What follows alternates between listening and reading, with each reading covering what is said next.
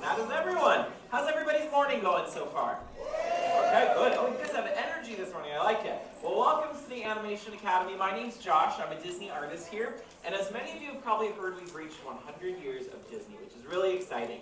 And so because of that, here at the Academy, we've handpicked certain characters that represent iconic films in Disney animation history, or just big turning points for the company. So we're actually going to be drawing a character from my favorite Disney film, from my favorite era of Disney. We're drawing a young cub who becomes king. Does anybody know his name? Simba. Is anybody a fan of The Lion King out there? Anybody like this movie? Okay, good. Me too. I love it. Before we get started with Simba, a few things to go over. On your way in, you met my friend Thomas. Everyone say, hey, Thomas. Hey, Thomas. Thomas is going to be helping us out. He's also a Disney artist here. He's also going to point out your exit doors. Everyone take a look. Same three doors. The one on the far right, though, is the easiest to push open. Just give it a big push. Last note, though, is for somebody who maybe is first timer here. We don't have erasers on our pencils, and that's because we do something known as rough sketching.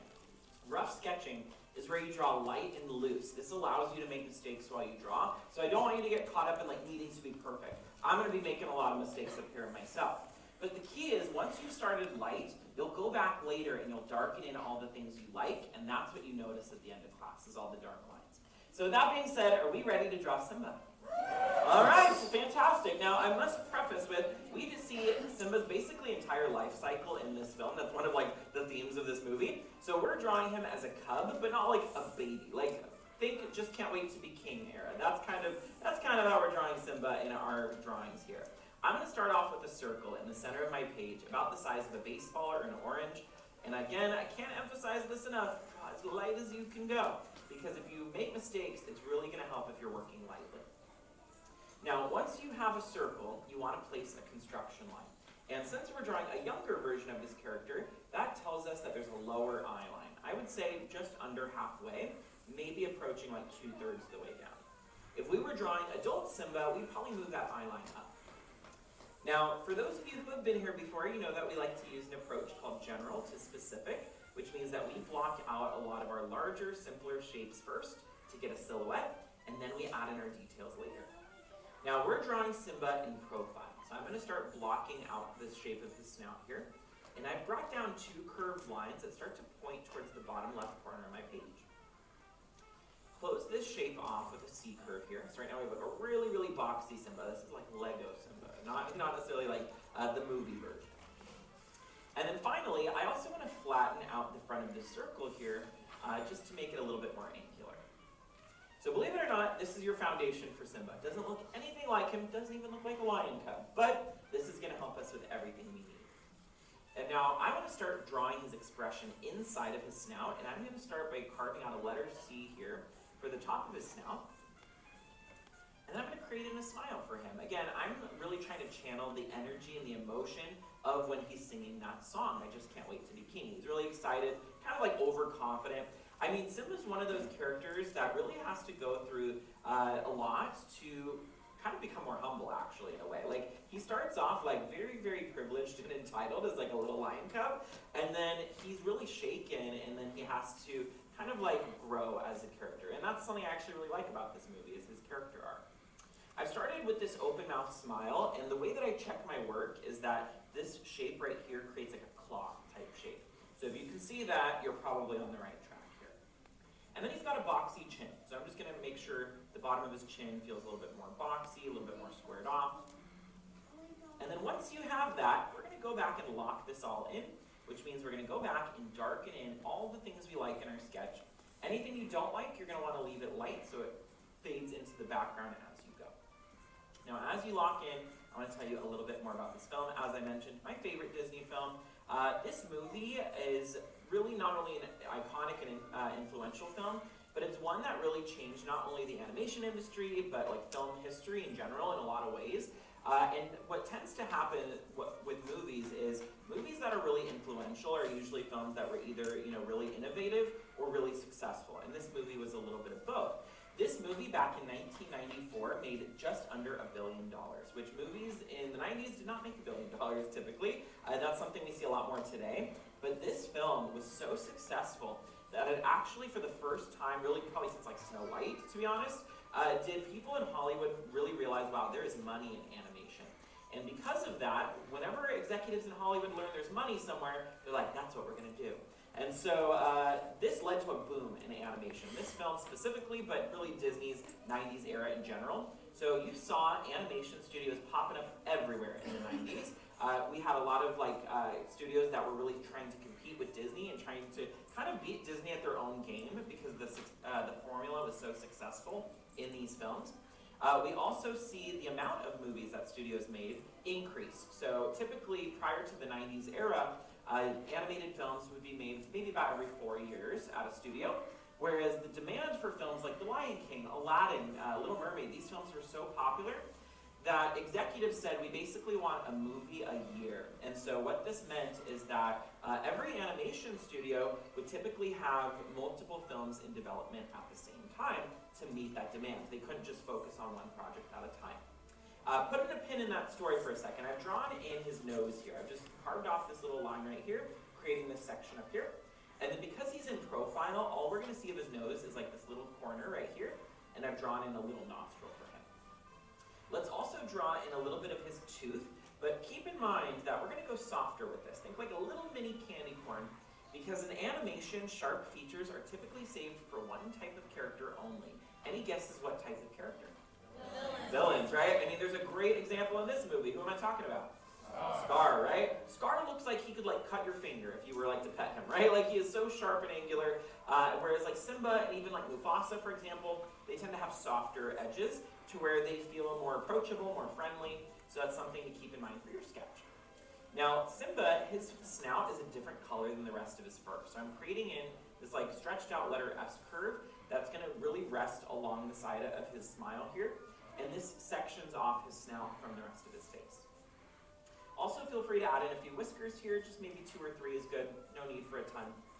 But I'm going to start adding in the structure of his ear as well. And so what I'm going to do is I'm going to start off with the letter C just outside of the circle here, running basically parallel. And then it's going to carve in towards the top of his head and also basically just underneath that eye line here. So it's like this boxy backwards letter C. Now, one of the things that I really love about this movie, and a lot of Disney films that feature animal characters, is that Disney will bring animals into the studio to study them and sketch them, and that's a tradition they've had since they made a 1940s film that actually had a lot of similarities to this one. Does anybody know which movie I'm talking about? Okay, great guess with Bambi, or Jungle Book, but it was Bambi, yeah. Bambi was the film that started that tradition. You can look up documentaries of the making of Bambi, and you will see rabbits and deer inside the Disney studios, and the artists kind of sitting around these animals, sketching them. And so that is a tradition that they do anytime they make a film with a lot of animals. And so this film was no different, except for the fact that there's a slight difference between bringing a deer into the studios and a lion. And so they did, though. They brought lions into the studio for this film, and so it allowed them to become experts on the various animal species we see in this movie. They also did research trips, which is something Disney does as well. And research trips usually are just for the setting of a film, so it gives you ideas of the culture that you might be depicting in the film, or the way the landscapes or environments look. This film, they did a research trip to a national park in Kenya called Hell's Gate, and this not only inspired the look of the Pride Lands in the film, but it also allowed them to study some of the animals in their natural environment versus one that's trained. And so this again informed a lot of the film. Pride Rock, though, even though Pride Lands are inspired by this national park, Pride Rock is something that isn't based on any real landmark, of course. That is something that was dreamt up by Disney artists. Now, after their research of these animals, including these lions, they got a lot of the details added into these characters' designs. Like in the ear, right now I'm adding in all this extra detail. A lion's usually a dark patch of fur in their ears, which is this letter L shape I've drawn. And then I'm also going to place in a few hairs in the ear. Most mammals actually have hair in their ears to keep them healthy, to keep debris out of their ears. So that's something we see on Simba here. In fact, I mentioned Bambi already. This film has a lot in common with Bambi, so it's no wonder that I actually love both of these films. The opening song in this film is called what? Anybody know? Circle of Life. Yeah, I was I'm surprised how many of you did not know that. That's one of the most iconic Disney songs ever. Yeah, so Circle of Life is the opening song in this film. And something that I think is pretty interesting is that song is in this movie, but really the themes and the emotions and the story of that song is something that they got inspired from Bambi. Because if you've seen Bambi, that film is about the circle of life, right? That film is about watching these small animals grow up in the woods and the good things that happen to them, the hardships they encounter, and what it's like to come of age. And so they were really inspired by Bambi. In fact, this movie was like, let's tell another Bambi, but this time on the savannas of Africa. And let's go really big in scale, very dramatic, high stakes. And so often when a film is being made at a studio, until they come up with an official title, they'll sometimes have like a tagline or like a nickname for the project. So this movie, before it became The Lion King, it was called Bamlet at the studio, because this movie is a combination of Bambi and Hamlet, if you didn't know this, because this story, again, follows like basically the same story as the story of Hamlet, but of course with a lot of the Bambi elements also mixed in.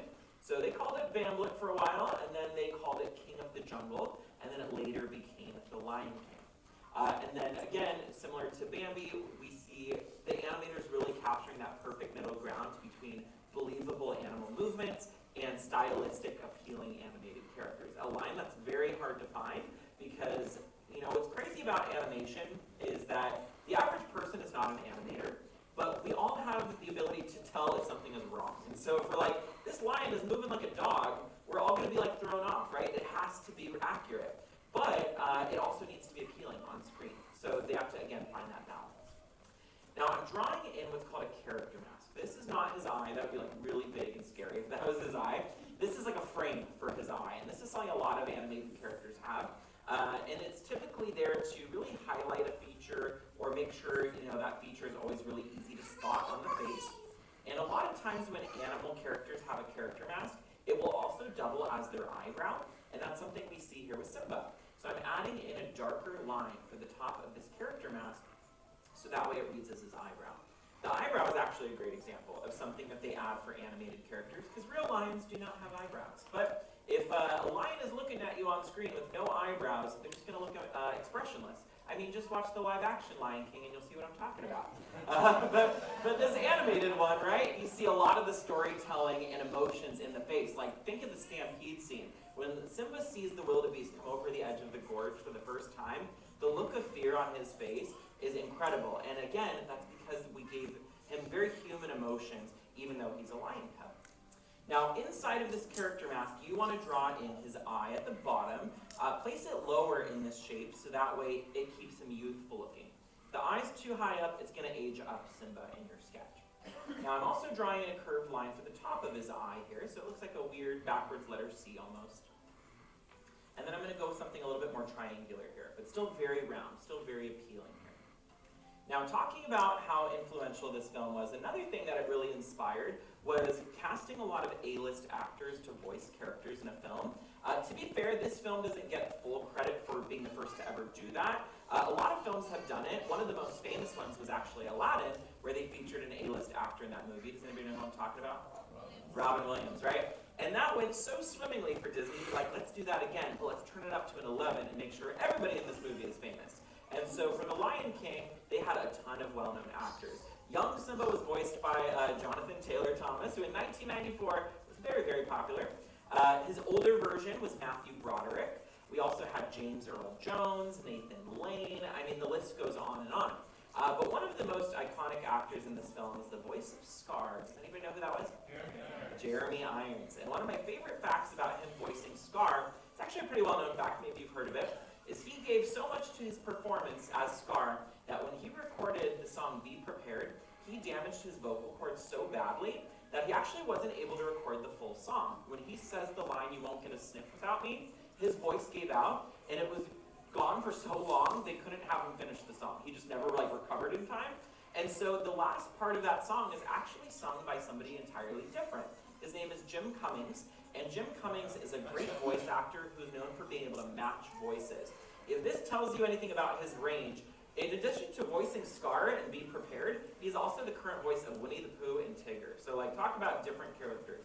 So listen to that song and see if you can hear the subtle change in the voice, because he's basically doing an amazing Jeremy Irons impression, but it's not Jeremy Irons in that last third of the song, which I think is pretty crazy.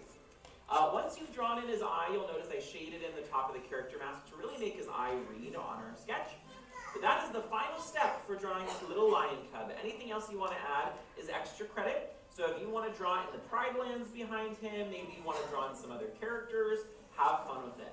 Once you're done adding in your extra credit, your very last step should be signing your name nice and proud because you've drawn your very own Simba. All right, now that we're finishing up our sketches, did we all have fun? Amazing. I want to see how you all did. We're going to end with an art show, and on the count of 3, I want you to hold up your boards like you're Rafiki holding up baby Simba. Ready? 1, 2, 3. Let's see these. So cute. Great job with these proportions. Really, really nice job with all the details here, friends. You kept them very youthful, very